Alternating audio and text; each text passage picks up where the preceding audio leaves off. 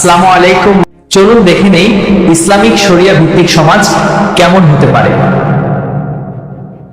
একটা প্রশ্ন আমাদের সবার সামনে, আমরা কেমন সমাজ চাই? আরো ইসলামিক কন্টেন্ট পেতে আমাদের সাথে থাকুন।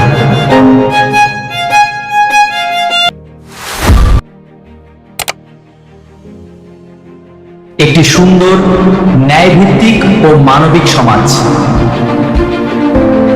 যেখানে থাকবে ইসলামিক মূল্যবোধ ও ন্যায় বিচার, যেখানে থাকবে ন্যায় বিচার, সততা এবং মানুষের প্রতি দয়া। ইসলাম শুধু একটি ধর্ম নয়, এটা একটি পূর্ণাঙ্গ জীবন ব্যবস্থা,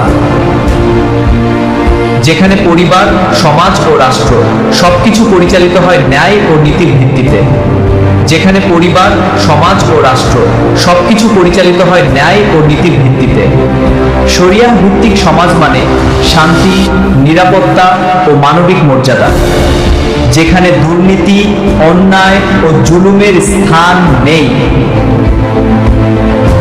যেখানে মানুষ আল্লাহর বিধান মেনে সুন্দর চরিত্র গঠন করে। ইসলামিক কালচার মানে সত্য, ন্যায় ও মানবতার সংস্কৃতি।